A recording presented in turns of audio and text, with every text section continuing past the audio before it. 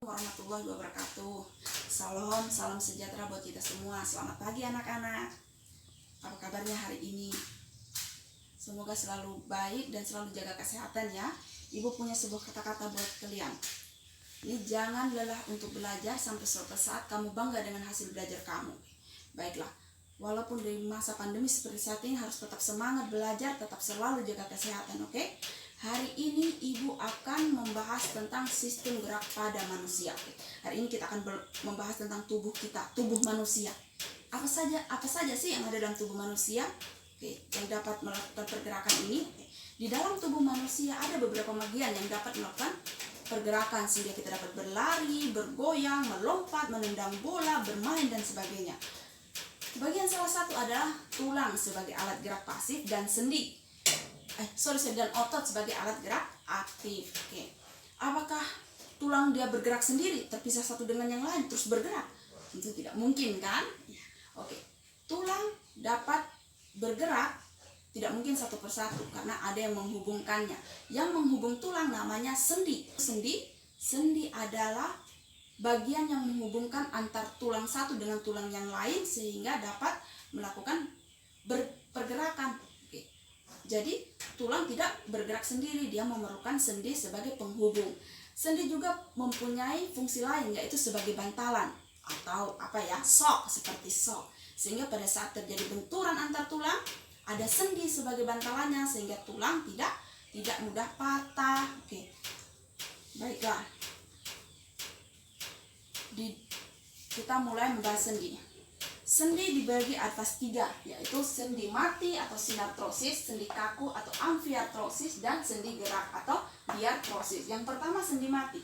Apa itu sendi mati? Sendi mati itu sendi yang tidak dapat bergerak. Contohnya pada tulang kepala kita, tulang tengkorak kepala kita. Tulang tengkorak kepala kita ada sendi, tapi namanya sendi mati, tidak dapat bergerak sendi ini.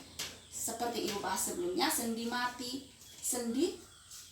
Fungsi sendi ada sebagai bantalan. Jadi fungsi sendi pada tengkorak kepala ini sebagai bantalan yang melindungi kepala jika ada benturan sehingga kepala tidak mudah pecah kecuali benturannya keras atau kuat.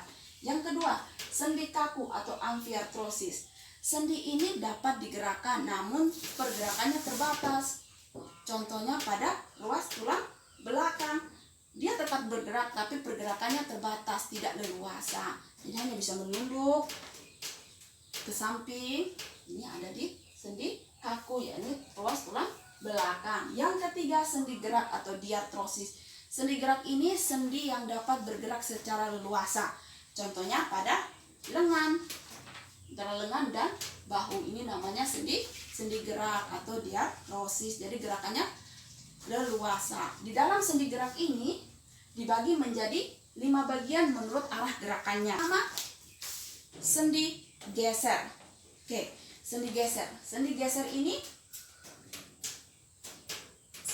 ini adalah sendi yang memungkinkan gerakan antar tulang.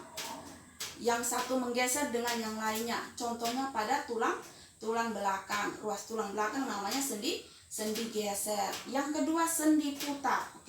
Sendi putar ini adalah sendi yang gerakannya satu ujung tulangnya mengitari atau membuat gerakan berputar. Contohnya pada tulang leher. Jadi hanya bergerak berputar. Ini sendi putar ada di antara tulang leher ini. Sendi putar yang hanya mampu bergerak. Yang ketiga, sendi peluru. Bukan yang untuk menembak dor gitu, tidak. Sendi peluru adalah sendi yang bergerak ke segala arah. Kita lihat sendi peluru. Contoh sendi peluru ada pada tulang panggul kita atau tulang pinggang.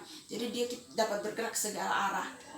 Seperti kita dapat bergoyang itu karena bantuan sendi peluru. Yang keempat, sendi engsel. Sendi engsel adalah sendi yang memungkinkan terjadi pergerakan satu arah saja seperti pintu. Sendi engsel ada sendi yang memungkinkan pergerakan satu arah saja seperti engsel pintu. Ini sendi peluru. Engsel itu ada pada, contohnya pada siku kita. Jadi satu arah saja, menutup dan membuka, menutup dan membuka. Dia tidak bisa ke arah ke belakang. Itulah sendi sendi engsel. Yang terakhir sendi pelana. Yang terakhir sendi pelana atau sendi pelana adalah sendi yang merupakan gerakan dua arah saja, yaitu ke samping dan ke arah depan. Oke, sendi pelana itu pada pergelangan tangan.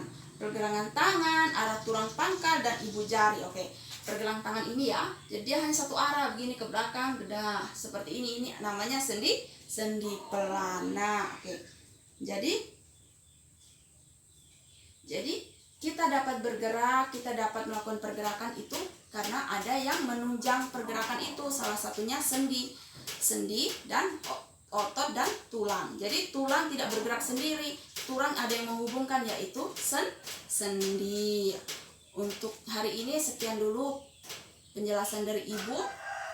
Besok kita akan melanjutkan materi berikutnya ya.